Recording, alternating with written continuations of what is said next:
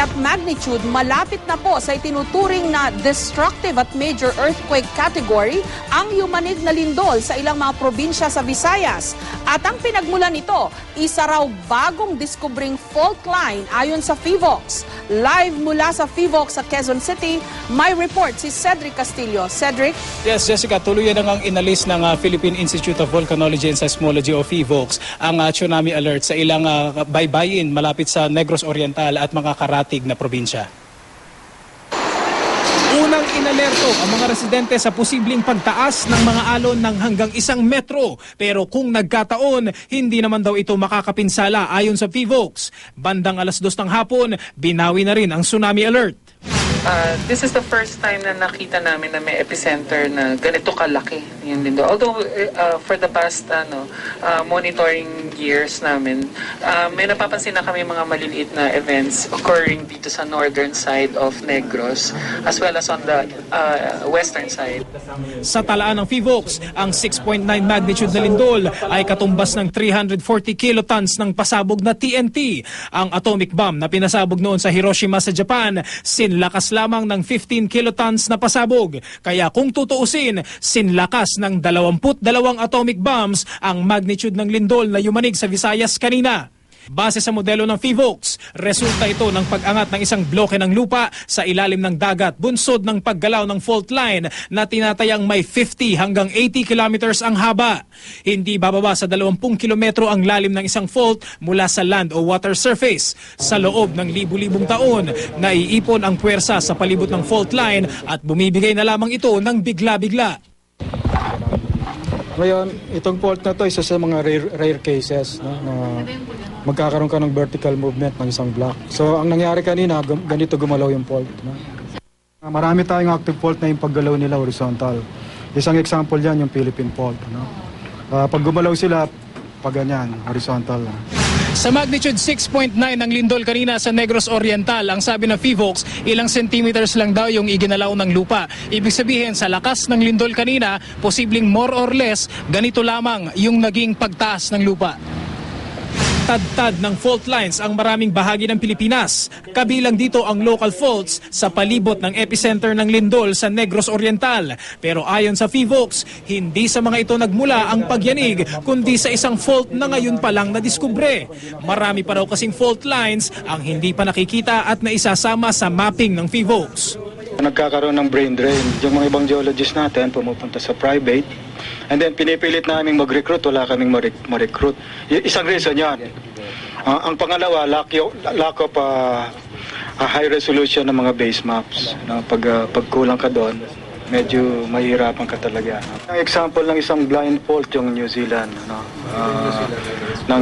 Sila na-surprise din sila bakit biglang nagkaroon ng earthquake sa lugar na yon. So, before, wala sa fault map nila yon. Walang nakatitiyak kung kailan darating ang isang lindol, kaya mainam, tiyaking maayos ang pagkakagawa ng inyong bahay o gusali. Siguruhin ring maayos ang pagkakatali ng mga nakabiting gamit sa bahay gaya ng chandelier.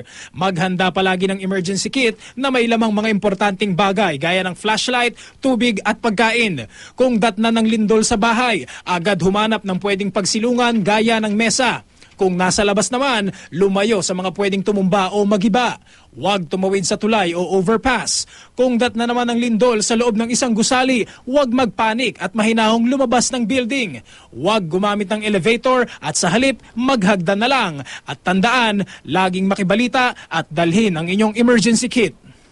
Jessica, sinabi pa ng Department of Science and Technology sa press con kanina na kahit paano naman daw ay ginagawa ng paraan para maging updated yung fault mapping program. Kabilang daw dito yung mga inaasahan na parating na high resolution topographic maps at saka iba pang equipment. Jessica. Okay.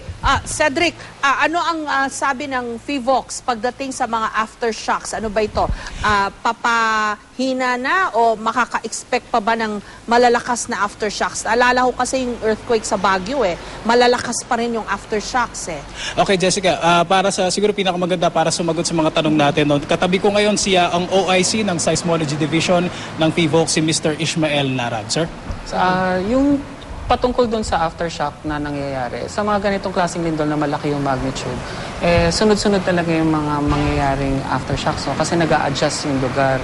So, yung mga residente dun sa malapit sa epicentro, makakaramdam po ito ng pagyanig ng mga, aabot po na lagpas ng mga ilang linggo rin. No? So, yung instrumento namin, kahit hindi na nararamdaman yung lindol ng mga tao, nakakatala pa ng mga aftershocks.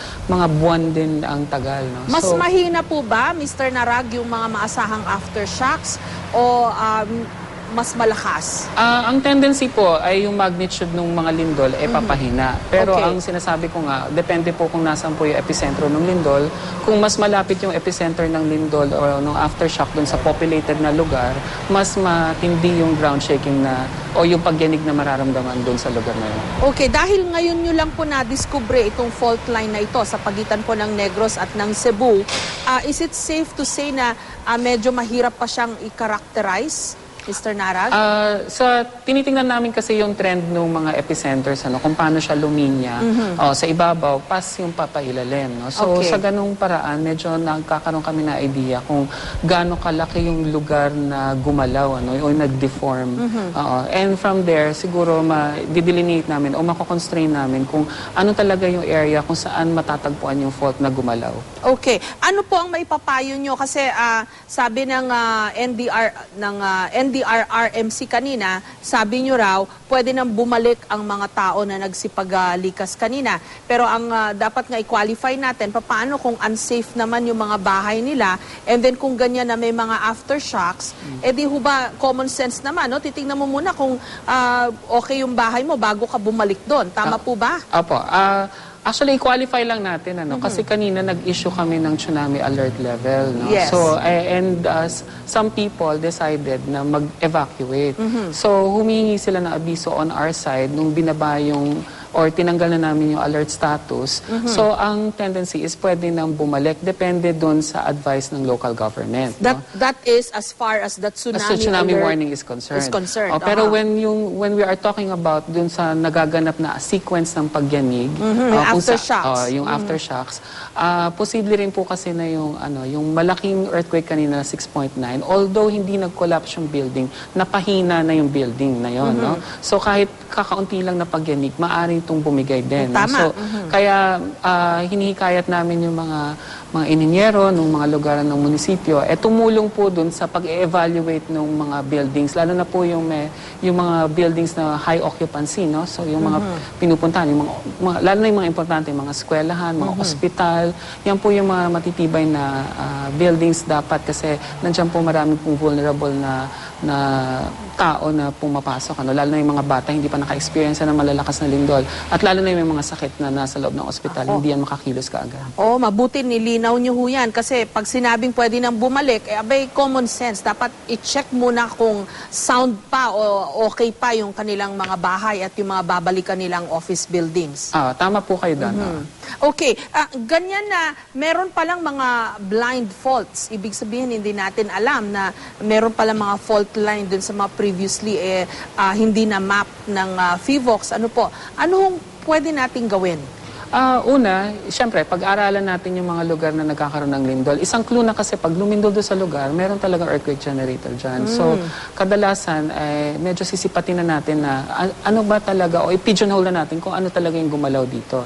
So, pag hindi natin ma-pigeonhole sa existing na fault map or yung mapang fault doon sa lugar, titignan ka agad natin na posible bang may isang fault siya na hindi pa natin namamapa.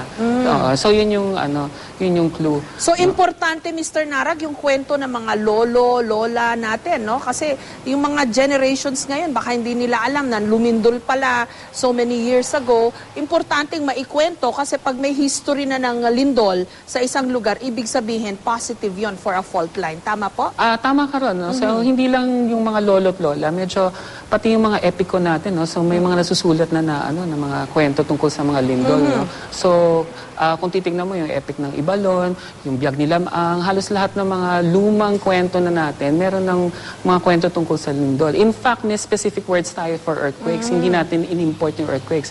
Lindol, ginginid, linog. So ibig sabihin, nasa kultura talaga natin na nililindol ang buong Pilipinas. Ayun, kasi nga hindi lahat maimapa So, importanteng yung mga kwento nung araw, masariwa natin. At dapat din ang FIVOX nagkikip ng records, I suppose, no, Mr. Narag, Oo. ng mga earthquakes. Kasi naalala ko nung yung Mount Pinatubo, walang previous records yan dahil ang huling eruption niyan, 300 to 400 years ago, ngayon na lang nangyari ulit, we didn't know when it was going to erupt. Yung idea naman na when it will erupt, yung Pinatubo, yun nga, nakuha rin doon sa mga kwento. Plus, meron din mga previous na geophysical and geotechnical studies na ginawa doon sa Pinatubo that would indicate na active nga siya. Okay. Pero tama ka rin doon. Titignan din natin yung oral tradition. No? So, isa pa yun ng mga dahilan para maklasify kung active nga yung vulkan or may active generator dun sa lugar na yun. Okay, ano pa pong maipapayo nyo sa mga kababayan natin ngayon sa Visayas? Marami pong lugar pa rin, walang mga ilaw, may takot pa rin syempre sa ating mga kababayan, lalo pat may mga aftershocks. Mr. Narag? Yung pong mga lugar na tinamaan po na itong lindol, medyo pagpasensyahan nyo muna itong mga susunod na araw kasi talagang susunod-sunod pa yung mga lindol na mararamdaman nila dun sa lugar. No? So, maganda lang dito, hindi na natin ini-expect na mas malakas yung magnitude ng lindol. No? So, maganda rin na tignan kaagad yung structural integrity ng mga buildings nila. No? Kasi yan talaga yung nagko-contribute dun sa mga sakuna, dun sa mga lugar. So, unahin yun and then saka na natin tignan kung paano papatibayin pa yung mga building na konti lang yung nasira at importante pa para dun sa lugar na yun. Tulad ng mga ospital at saka mga eskwelahan. Okay, maraming salamat Mr. Ishmael Narag ng FIVOX at gayon din kay Cedric Castillo.